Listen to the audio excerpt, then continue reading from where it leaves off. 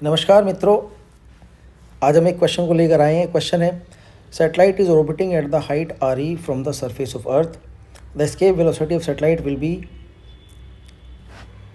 At this point. वो हमें find करनी है। तो क्वेश्चन ये है कि हमारे पास अर्थ है जिसकी रेडियस है आर ई, और इससे आर ही हाइट पर ही एक सैटेलाइट मूव कर रहा है। मान लो सर्कुलर ऑर्बिट में मूव कर रहा है with orbital speed V O. अब अगर इस पॉइंट पर हमें इसके वेलोसिटी फाइंड करनी है तो हमारे प्यारे भद्र पुरुषों ने, हमारे मित्रों ने जो इसका सोल्यूशन दिया है वो ये है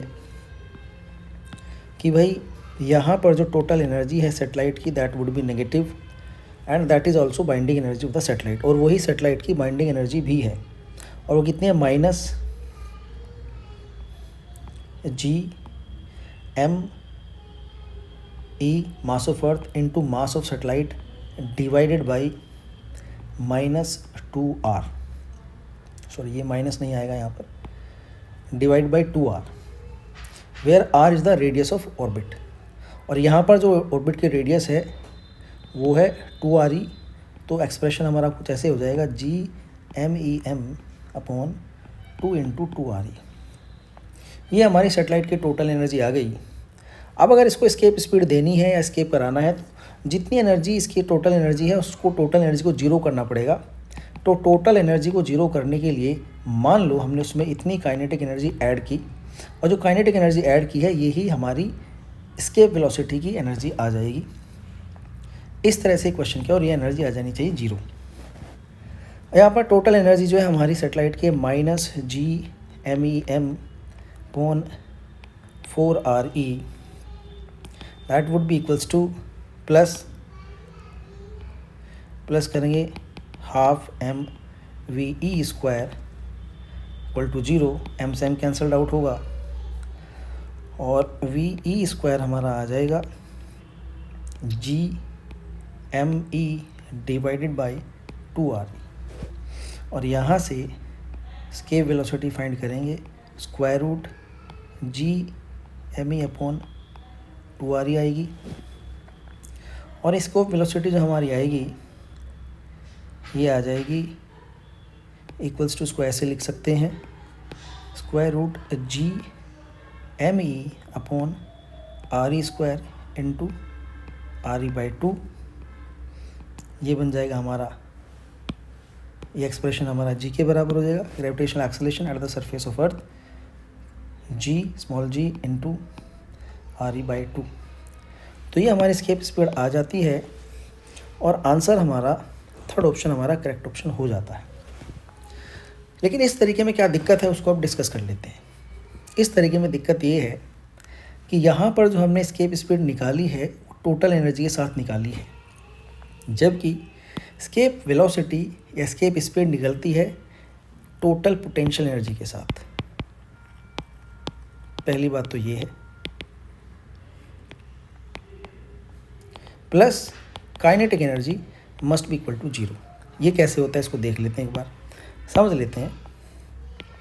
डिफरेंट बुक्स में अब इसको देखेंगे कैसे ये होता है। इसको मैं इरेज कर देता हूँ। ये सोल्यूशन आप सभी के, हमारे भद्र मित्रों के पास है, तो इसको इरेज कर देते हैं। पीछे वीडियो को आप रिवर्स करके सोल्यूशन को देख भी सकते हैं। तो अभी मैं सोल्यूशन को इरेज कर देता हूँ। पर यहाँ पर जो हमने एस्केप स्पीड निकाली है उसको मैं ऐसे ही छोड़ देता हूँ। GME/2RE जो एस्केप स्पीड ये हमने निकाली है। अब इस सॉल्यूशन में क्या दिक्कत है उसको डिस्कस करते हैं। पहली दिक्कत तो इसमें ये है, इस सिचुएशन में जो हमारी ऑर्बिटल स्पीड है, ऑर्बिटल स्पीड होती है स्क्वायर रूट GME/r।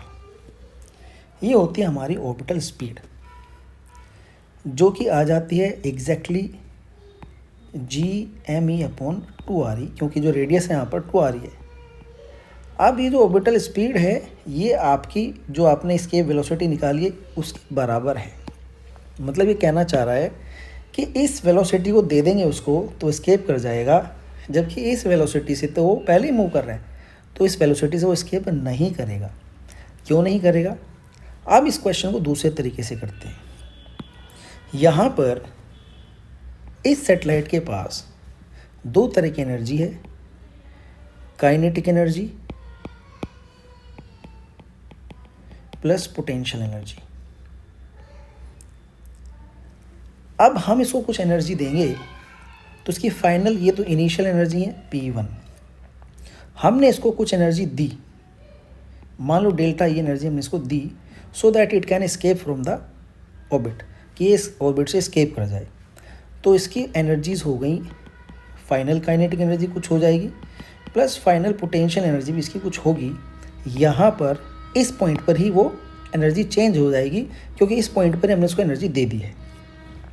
अब क्योंकि ऑब्जेक्ट आइसोलेटेड है और केवल ग्रेविटेशनल फील्ड के अंदर मूव कर रहा है, जो कि कंजर्वेटिव फील्ड है, तो sum of total mechanical energy must be conserved, यानी कि हमने जो KE1 plus potential E1 plus delta E इसको दिया, जिसके बाद इसकी एनर्जी हो गई KE2 प्लस PE2। ये एनर्जी होनी चाहिए उस एनर्जी के बराबर जो इन्फिनिटी पर इसकी टोटल एनर्जी होगी। क्यों? टोटल मैकेनिकल एनर्जी कंजर्व रहती है ग्रेविटेशन फील्ड के अंदर। सो इन्फिनिटी पर इसकी टोटल एनर्जी होगी KE infinity plus potential E infinity, that must be equal to 0, क्योंकि तभी वो एस्केप करेगा।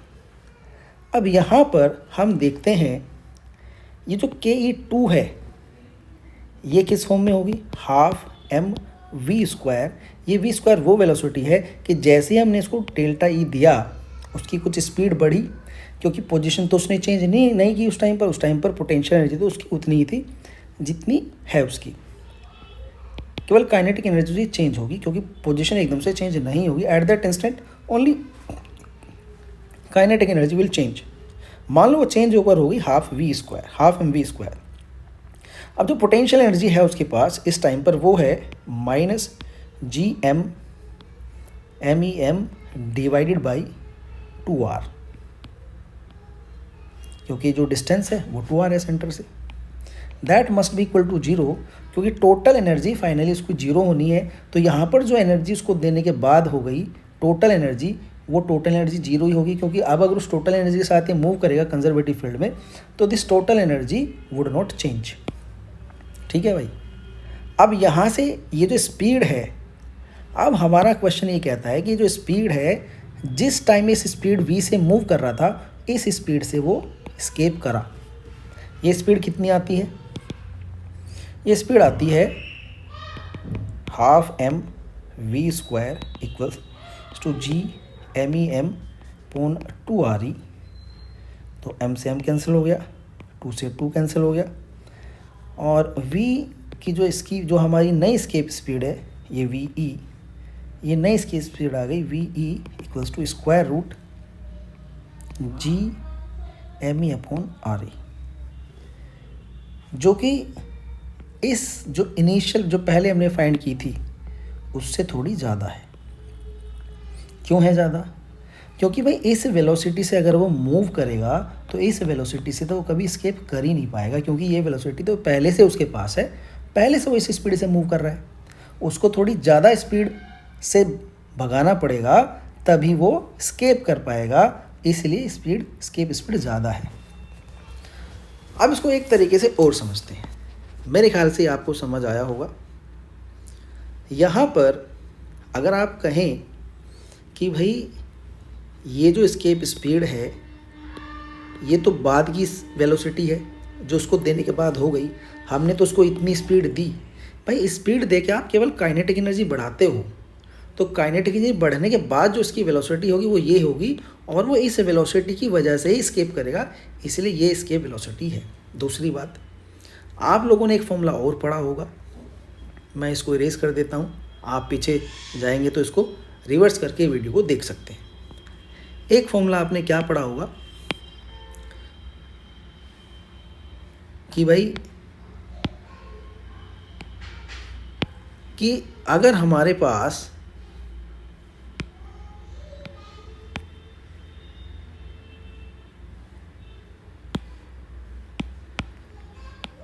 सैटेलाइट मूव कर रहा है और सैटेलाइट मूव करने में उसकी जो एस्केप वेलोसिटी है और उसकी ऑर्बिटल वेलोसिटी है, उसमें एक रिलेशनशिप होता है। वो रिलेशनशिप क्या होता है, ये मैंने इनिशियल वाली मिटो दी है। तो जो हमारा आंसर था वो ये, अब ये ऑर्बिटल वेलोसिटी है, इसको स्क्वायर रूट 2 से मल्टीप्लाई करेंगे, आ जाएगी एस्केप वेलोसिटी। ये रिलेशनशिप आप सभी को पता है। अगर ये रिलेशनशिप आप यहाँ लगाओगे तो एस्केप वेलोसिटी क्या आएगी, square root 2 GME divided by 2R। आप अंदर ले जाओगे इसको, क्या बन जाएगा, 2GME अपॉन 2RE। क्या बन गया, square root 2GME upon 2RE, 2 से 2 cancel, square root GME upon RE। अब ये क्या आ गया स्क्वायर रूट GRE, वही जो हमने पहले फाइंड किया था। जबकि आपका आंसर क्या आ रहा है, V equals to square root GRE by 2। तो भाई मेरा मानना है ये सोल्यूशन सही है, और इसमें ऐसा कोई भी ऑप्शन नहीं है, तो ये ऑप्शन हमारे सारे गलत है। अब इस सॉल्यूशन को जो मैंने फाइंड किया है, अगर आप गलत साबित करना चाहें, कैसे साबित कर सकते हैं, 2 तरीके हैं, जिन 2 तरीके से आप इसको गलत साबित कर सकते हैं।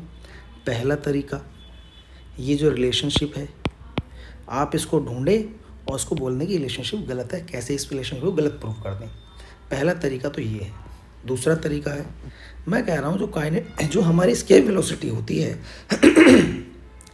एस्केप वेलोसिटी के साथ जो हम फाइंड करते हैं रिलेशनशिप, वो टोटल एनर्जी के साथ नहीं बल्कि टोटल पोटेंशियल एनर्जी के साथ फाइंड करते हैं, plus half mve square equal to 0। यहाँ पर हम टोटल एनर्जी नहीं लेते हैं बल्कि क्या लेते हैं, टोटल पोटेंशियल एनर्जी लेते हैं, उसके साथ इसके वेलोसिटी फाइंड करते हैं। या फिर आप इसको गलत साबित कर दो किसी बुक में दिखा के कहीं पर भी कि भाई यहाँ पर टोटल पोटेंशियल एनर्जी नहीं लेते हैं, केवल टोटल एनर्जी लेते हैं। मैं कह रहा हूँ इस टर्म के अंदर काइनेटिक एनर्जी को इंक्लूड नहीं कर सकते अगर हमें इसके वेलोसिटी फाइंड करनी है। तो अगर आप किसी भी बुक में मुझे दिखा देंगे कि भाई total potential energy plus kinetic energy जो कि नॉन जीरो होनी चाहिए, तो non zero kinetic energy plus potential energy को ऐड करके हमने इसके वेलोसिटी निकाल सकते हैं। अगर आप ये दिखा देंगे ये गलत है, इन 2 गलत कर देंगे तो मेरा सोल्यूशन गलत हो जाएगा, अदरवाइज ये सोल्यूशन स्टैंड करता है। ठीक है, यहाँ तक तो हो गई इस क्वेश्चन की बात। आगे चलते हैं। अब एक क्वेश्चन और है, एस्केप वेलोसिटी क्या थ्योरी है, क्या उसके अलग अलग क्वेश्चन बन सकते हैं, क्योंकि ये जो अभी हमने थ्योरी पढ़ी है एस्केप वेलोसिटी की, ये मेरे हिसाब से थ्योरी अभी अधूरी है। तो कंप्लीट थ्योरी के साथ एस्केप वेलोसिटी की एक मैं दूसरी वीडियो बनाऊंगा, तो पहले आप इस वीडियो पर नज़र करें। मिलते हैं दूसरी वीडियो में। धन्यवाद।